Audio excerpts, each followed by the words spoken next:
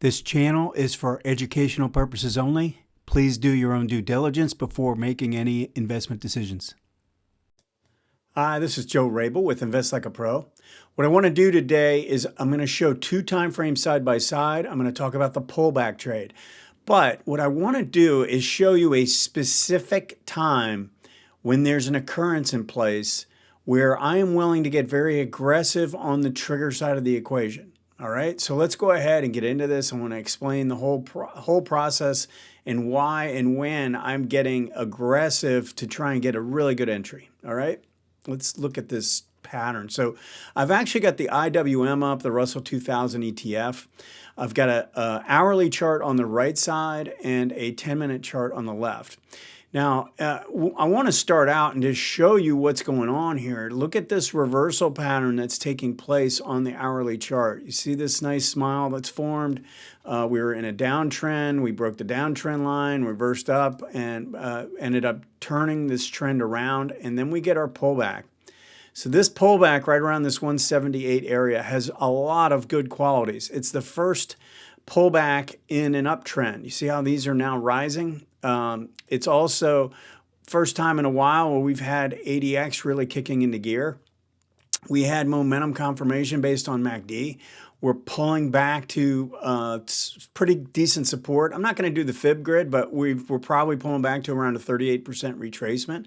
But I like this pattern when we're coming into the moving averages and we're coming into the price support after turning the trend around. And I like the fact that it's the first pullback in a new uptrend.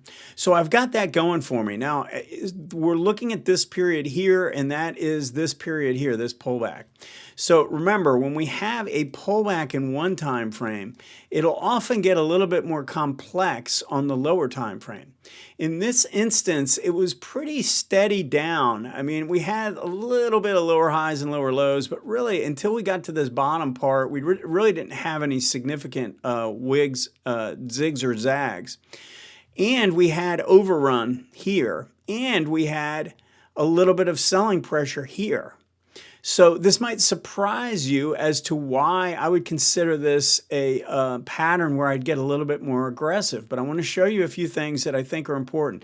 Now, you know what I've said about the higher time frame. I mean, we've got a quality look here, and we've got red bar, red bar, red bar, red bar, and then a narrowing red bar as we come into the moving average. All right, so that's one thing that I've got in the back of my mind. We don't have any massive red bars, and we're losing a little bit of momentum as we approach the moving average. So that's one thing.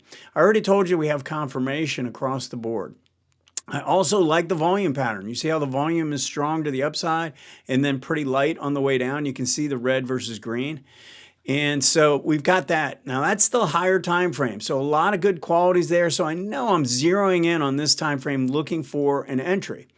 Now, we do have overrun and we do have a little bit of selling pressure based on the red DI. So red DI made a move up and got above 25 and held.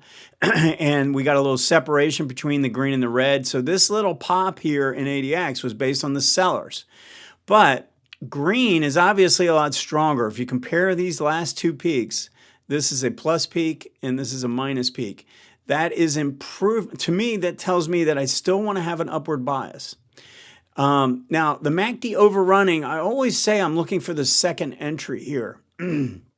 But I want to point something out. Even if I don't have any information down here, there's one thing that I'm looking at on this part of the equation, the price and the moving averages, and that is this first move to the upside. I'm very rarely going to be aggressively buying on a move to the upside unless I have a MACD coming in at the zero line and I have a low ADX on ADX. I have done a lot of videos on this. So if I have that, then I would be aggressive on a trend line break, looking to get aggressive on the first move up.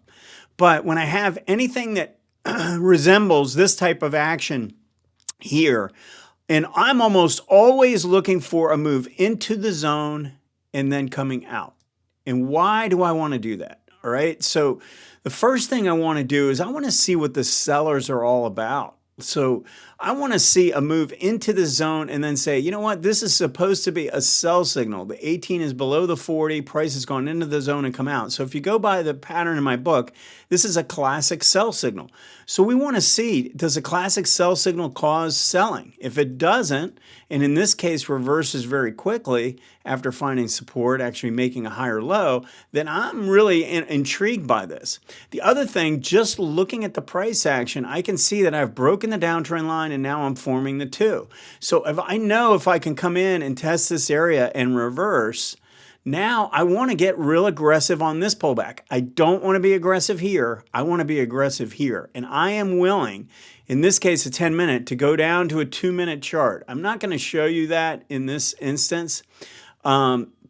Sometimes it'll give you a really quality entry where you could get in inside of this bar right here, because you get a reversal pattern and some kind of divergence or something like that where, you know, you get a turn. But in this case, we actually have a pinch play that develops. You see how this moved up and then we got lower high, lower high, lower high, and look at this bottoming bar right into support with this as a pinch play. And we don't have any, and the sellers have dried up. You notice on this decline, the sellers, so we have red here and then a significantly lower peak. So I'm really okay with taking this test. And I would probably, because of everything I said here and the fact that we've gone into the zone and come out, and I know it's a 2, I'd be willing to be aggressive coming up through this bar and getting long. A lot of times I'm telling you guys to go ahead and wait for the close of this bar with a big green, or get a green bar. And that is a safer approach. There's nothing wrong with doing that. I'm just telling you the times that I am getting more aggressive are when I have 2 things really taking place on this side of the equation. One is a break of the downtrend line and a test of the low. So I move up and come down. Okay, so I have the 1, 2. And that coincides with the move inside the zone between the 18 and the 40, and then we come out. And again, because this is supposed to be a negative, I want to see if that causes negative price action. If we don't go to a new low, it's pretty bullish. We're supposed to have sellers come in, and they do not come in. So I'm going to be aggressive here. This is the one time that I get really, really aggressive, and I will go down to a 3rd time frame at times.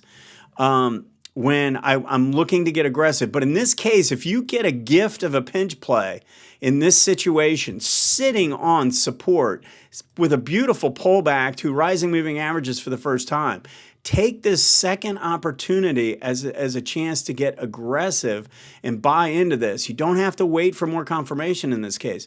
Will you every now and again take a loss in this equation? Yeah, I mean, you will. Maybe once every 10 times you do this, you'll have 1 extra loss. So in other words, if I take this trade here versus here, instead of waiting for confirmation, you might get 1 extra loss out of 10. But I got to tell you, the risk reward in this trade versus waiting for this is so significant. You could be basically you're taking your first target here, or because you get such great entry, you could wait for 2 to 1 to take your first profit because it's so small, because the risk is so small. You could wait for 2 to 1 and take a 1/3 or a half or something like that and be aggressive that way. So I would be on the lookout for this type of pattern when you go in the zone and come out, and you do it on a break of the downtrend line, and we know it's the 2. So we've got a 1 and a 2. We've got a test of the low. We've gone into the zone and come out. And when we have a pinch play here, you can just take the pinch play entry, or you can go down to the lower time frame and look for an opposing trend signal. And don't be worried about overruns or anything like that on the 2-minute. As soon as it crosses the moving averages, you get long. You could wait for a 2-minute close if you want. But because this was so vertical in the way it played out, I actually think this would be a better entry, is my guess. So keep these things in mind when you're going through and looking for trades, because if you have something that looks really, really good on this time frame, it's okay to get aggressive if you get the opportunity. All right, go ahead and post any questions or comments. We'll see you next time.